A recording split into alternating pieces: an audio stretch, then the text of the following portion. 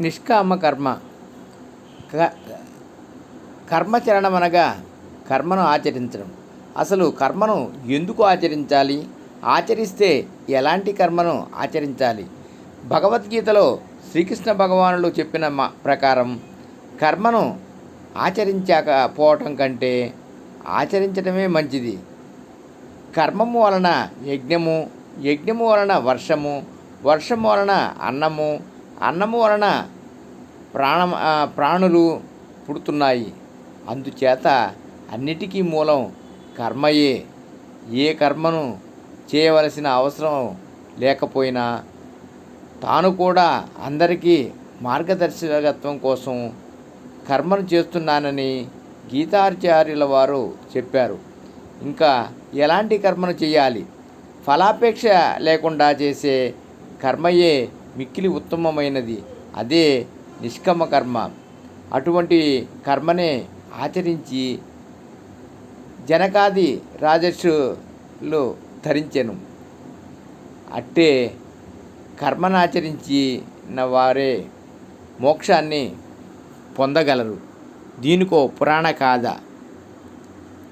దేవఋషి వరేణ్యుడును సర్వలోక సంచారి అయిన నారదుడు ఒకసారి అరణ్య మార్గంలో వెళుతూ ధ్యాన నిమగ్నుడైన ఓ పురుషుని చూసెను. అతని మీద పుట్టలు పెరిగి ఉన్నాయి. అతను నారదుని చూసి, తపో తాపసోత్తమ, మీరెక్కడికి వెళుతున్నారు అని అడుగగా కైలాసమునకు నారదుడు చెప్పెను.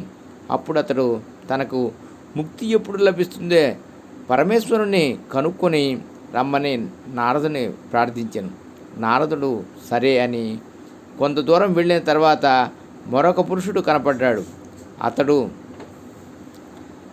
ఆడుతూ పాడుతూ ఎగిరి గంతులు వేస్తూ నారదుని చూసి, మునీంద్ర, తమరెక్కడికి వెళుతున్నారు అని అడిగాను. కైలాసమునకు నారదుడు చెప్పగానే అతడు పరమేశ్వరుని అనుగ్రహం తనకెప్పుడు లభిస్తుందో కనుక్కొని రమ్మని వేడుకున్నాడు. నారదుడు అందులకు అంగీకరించి తన దారిన తాను వెళ్ళిపోయాడు. కాలక్రమంలో నారదుడు ఆ త్రోవనే తిరిగి రావటం తటస్థించింది.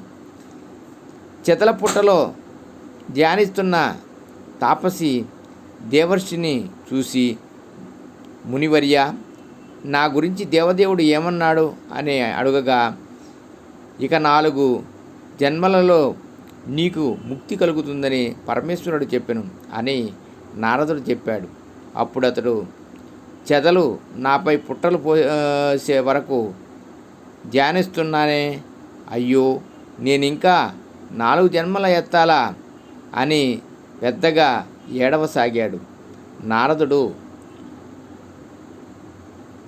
రెండో వాని వద్దకు వెళ్ళగానే అతను కూడా, స్వామి, నా గురించి మహాదేవుని అడిగారు కదా అని ప్రశ్నించాడు. అడిగాను. ఆ చింత చెట్టును చూడు, దానికి ఎన్ని ఆకులున్నాయో.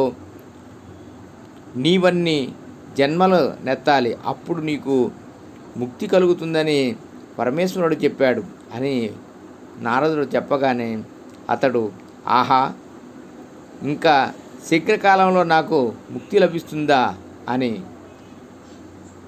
ఆనందపరవశుడై నాట్యము చేయసాగాడు. అప్పుడు, నా తండ్రి, నీవి క్షణాన్ని ముక్తుడు అవుతావు అని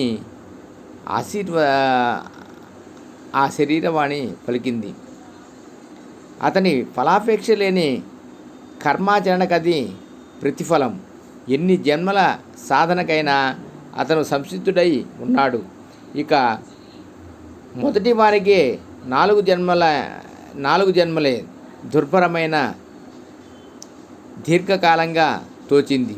అతడు చేసే తపస్సు శీఘ్రకాలంలో ముక్తి లభించాక కోరికతో కూడుకున్నది. అదే కామ్యకర్మ. రెండవ వాడు చేసేది నిష్కమ కర్మ. యుగయుగముల వరకు నిరీక్షించుకొని ఉండటానికి అతడు సిద్ధపడి ఉన్నాడు.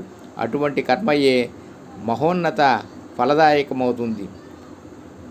మనం పూజ చేసేటప్పుడు సంకల్పంలో క్షేమ, స్థైర్య, ధైర్య, విజయ, అభయ, ఆయురారోగ్య, ఐశ్వర్యాభివృద్ధి, ధర్మార్థ, కామ, మోక్ష, చతుర్విధ ఫల, పురుషార్థ సిద్ధ్యర్థం అని గంపెడు కోరికలు కోరుతూ ఇష్టకామ్యార్థ సిద్ధికి పూజ చేస్తున్నాం లేదా దేవాలయాలలో చేయిస్తున్నాం.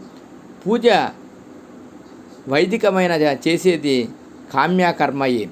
భగవంతుని పూజించేటప్పుడు మనకేం కావాలో ఆయనను మనం చెప్పాలా.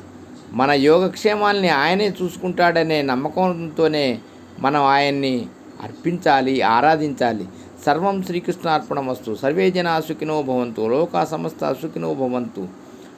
ఓం శుభం భూయాత్. ఓం శాంతి శాంతి శాంతి.